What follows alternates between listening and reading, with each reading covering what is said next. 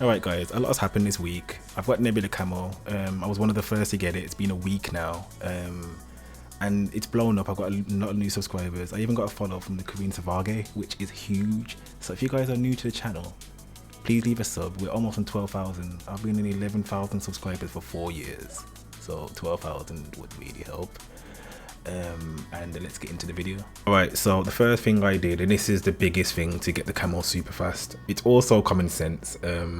Just connect another controller. The more people you have, the more zombies you kill. And if you've got a player there that's AFK, that's more zombies for you. At round 36, I was getting 1,000 more kills than if I was by myself.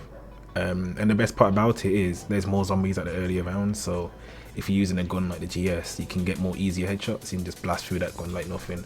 Alright, so as you can see by the screenshot, I got 2,475 kills at round 36, and I did even extra, which means I could have got an extra 100 kills by running to there and then killing the 70 enemies on top of it. So that just shows you how much more kills you can get just by adding a controller, or if you're on last gen, I guess you could buy a second-hand console off the marketplace. Here's another one of me getting to round 33, which is actually higher than what most people exfil on, and I only got 1,505 kills. Okay, tip number 2, you guys are focused on the GS way too much, which shouldn't be a thing, and here's why. The GS is on the wall. Once you spawn into Liberty Falls, it's right there. You can buy it off the wall as if you're playing World at War Zombies from 2008, and just gradually get these critical kills until the gun becomes useless and focus on another one after that.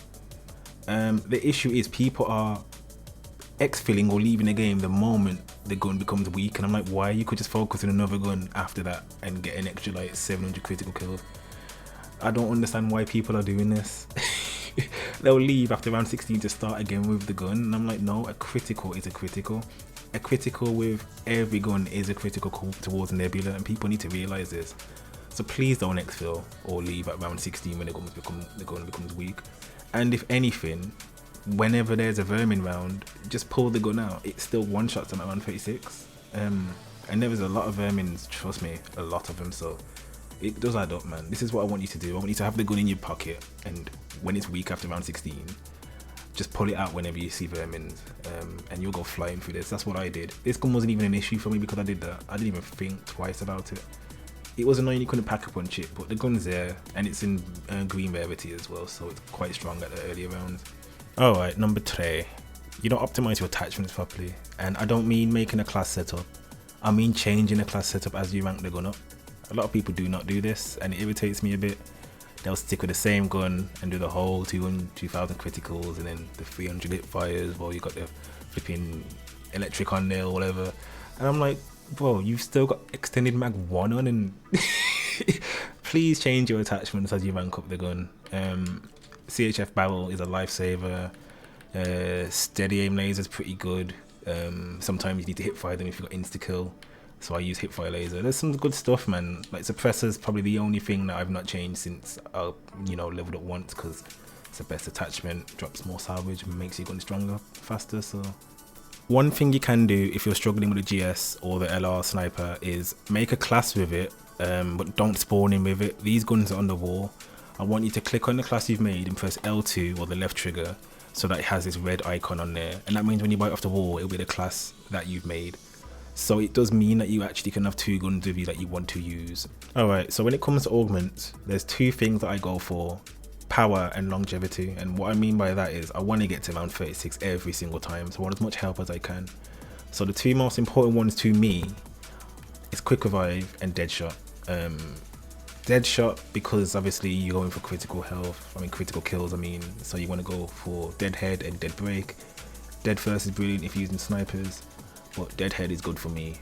And quick revive, you want to use dying wish. The OGs know what dying wish is, but if you don't, when you're about to die, instead of dying, you become immune to all damage for 2 seconds to keep 1 health, which is why in Juggernog I combine that with retaliation, deal bonus damage while health is low. I would have these 2 on, but there's something wrong with the plates in this game, isn't there? Like, there's been times when I've died with 4 plates, It doesn't make any sense, doesn't it? So I'm going to ignore these 2 until I think the game, fixes itself, because I think it's bugged. I don't know, but I think it's bugged. Ammo mods don't really matter too much, but I would avoid brain rot. Brain rot is a bit too good in this situation, especially the one I use. brain motivation is slightly increased and the charmed enemies have a chance to turn over enemies. That one is insane. Like, sometimes I can just sit there and they just kill each other, and it's, yeah, you don't want that if you're going for critical kills. Alright, another bonus tip I'm going to give you guys is, a lot of people think you need an explosive to do this Easter egg. All you need to do is throw a stun and it will just do it. See, exploded. So spawn him with a stun grenade and you'll be fine. You can see the glitch is working. I said glitch, you know. Easter egg. I'm not going to edit that out of the video. I'm going to eat the L. And here's the final tip from Big Sen. You guys need to learn how to do aim down the sight spam with Deadshot. It will carry you through these challenges a lot easier, because the game pretty much does it for you. So you do want to spam ADS. Make sure you got a controller that has triggers that you can actually alternate, so you don't have to push down that much, because it is a bit hard on the fingers. But if not, this is the easiest way to get your headshots done. As you can see, I'm spamming ADS and I'm critical 3, 4, 5, 6, 7, 8, 9, 10, 11. So those were the 5 tips on how I got Nebula Camo in under a week. If the video did help, please leave a sub. If you've got any questions, I'm 10 Prestige, so I've got all the time to answer these comments. And if you guys have any video recommendations, I have the power to turn them to life because I'm 10 Prestige, so I've got the time. And ideas would really help, trust me. Most of these videos I'm producing now are ideas from comments that I've had in previous ones. So yeah, I'll be back with another video. Peace.